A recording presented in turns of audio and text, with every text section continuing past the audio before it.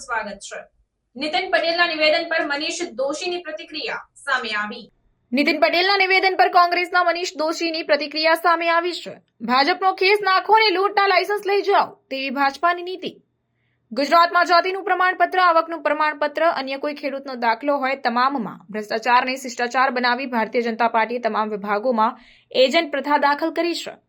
ગુજરાતમાં કાંડ અને કૌભાંડમાં ભાજપનો ખેસ એટલે એને લૂંટવાનો પરવાનો મળે છે। નકલી પીએમઓ, નકલી સીએમ અધિકારીઓ જોયા છે। ભાજપ સાથે સીધી સાંઠગાંઠ ધરાવતા હોય પૂર્વ નાયબ મુખ્યમંત્રી નીતિનભાઈ પટેલ એ જે વ્યથા અને ભ્રષ્ટાચારની કથા કહી તે સત્ય છે। ગામથી લઈને ગાંધીનગર અને સચિવાલય સુધી જે લૂંટના લાયસન્સ ચાલે છે એટલે કે ભાજપનો ખેસ પહેરો, લૂંટફાટ ચલાવો, એમાંથી અમુક ટકા પૈસા કમલમમાં જમા થાય છે। કાંડ અને કૌભાંડના કારણે કરોડો રૂપિયા કમલમમાં જમા થાય છે। આ લૂંટના કોથળા ભરીને આવેલા રૂપિયાથી બીજેપી પોતાના તમામ મનસૂબા સત્તા મેળવવા અને ટકાવવા અને સત્તામાં કોઈને પાડી દેવા માટે ઉપયોગ કરે છે। નીતિન પટેલનું નિવેદન બીજેપીના ચાલચલન, ચરિત્ર અને ચહેરાને ઉજાગર કરે છે। તત્કાલીન મુખ્યમંત્રી આનંદીબેન પટેલ પણ જામનગરમાં બોલી ચૂક્યા છે કે કાર્યકરો કોન્ટ્રાક્ટર બની ગયા છે અને શું ધંધા કરી રહ્યા છે। ગાંધી સરદારના ગુજરાત માટે ભારતીય જનતા પાર્ટીના ભ્રષ્ટાચારની લૂંટના કારણે ગુજરાતની નામોશી થાય છે। ગુજરાત અને ગુજરાતીઓ લૂંટાઈ રહ્યા છે। ભારતીય જનતા પાર્ટીના નેતાએ લાજવાને બદલે ગાજવાનું કામ કરે છે। ભૂપેન્દ્રસિંહ બીઝેડનું કૌભાંડમાં ભારતીય જનતા પાર્ટીનો ખેસ, બેટિંગનું કાંડમાં બીજેપીનો ખેસ, દારૂની હેરાફેરીમાં ભાજપનો ખેસ પહેરીને ગાડીની આગળ લગાડી પાયલોટિંગ કરવાનું હોય, આ પ્રકારના અનેક કેસ સામે આવ્યા છે। નીતિનભાઈ પટેલ જે બોલ્યા છે તેનાથી ભાજપાના ભ્રષ્ટાચારના ચહેરા ઉજાગર થયા છે। નીતિનભાઈના નિવેદનથી સરકાર કાંઈ શીખ લેવા માંગે છે ખરી? તે પણ પ્રશ્ન છે। સરકાર શું ગુજરાત અને ગુજરાતીઓને કઈ રાહત આપવા માંગે છે?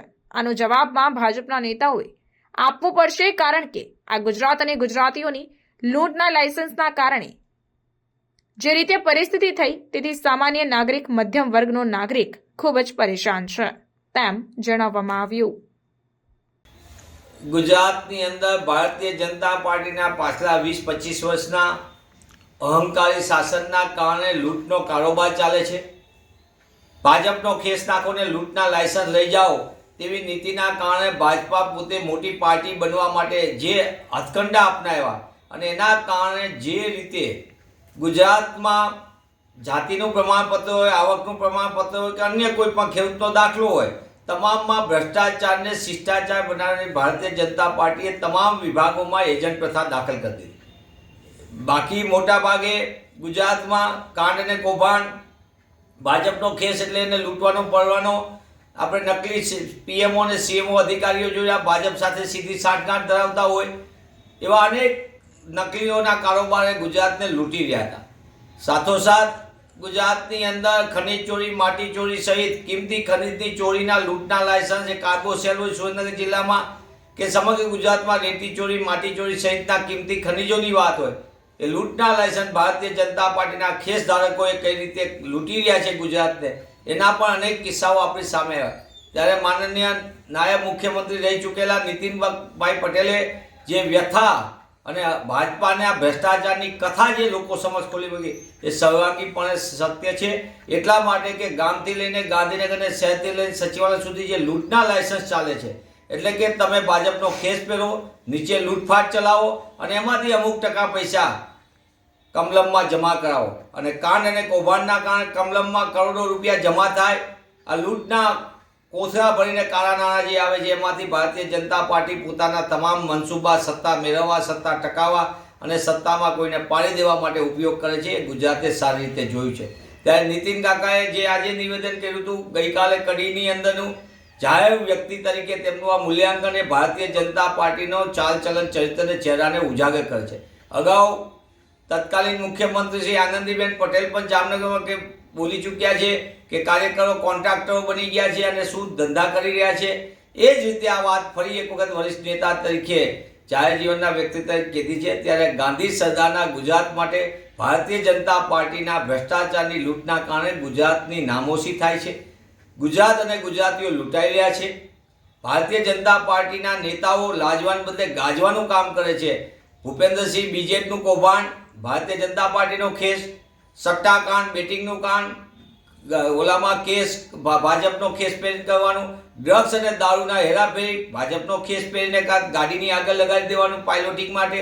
આવા અનેક કિસ્સાઓની સાથે સાથે સુરેન્દ્રનગર જિલ્લાની અંદર કાર્બોસેલનું મોટા પાયે ભ્રષ્ટાચાર.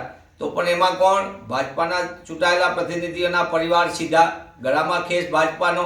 અને એ રીતે જ ગુજરાતની અંદર તમામ પ્રકારના ગોરખ ધંધા કાંડને કૌભાંડમાં પ્રત્યક્ષ અને પરોક્ષ રીતે ભાજપાના નેતાઓ ગળામાં ખેસ પહેરીને લૂંટનો કારોબાર ચલાવે, સહકારી ક્ષેત્ર હોય કે સરકારી ક્ષેત્ર હોય.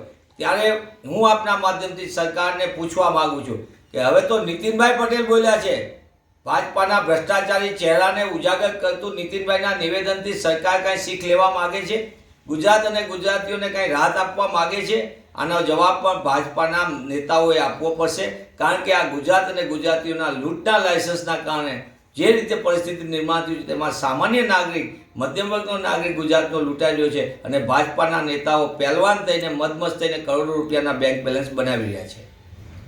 મનીષભાઈ, ખાસ કરીને જયેશ ભાજપાની અંદર દંડ અને દંડાના કારણે સામેના લોકોને ડરાવવાનું અને સામેના લોકોની સાથે સાથે વિધિનથી પક્ષની અંદર પણ કોઈ પણ પ્રકારની વાસ્તવિક વાત કરવા જાય તો તેમને પણ દબાવવાના, એમના કચ્ચા ચીઠા ખોલી નાખવાની અને એમને દબાવવાની પ્રવૃત્તિ ચાલે છે.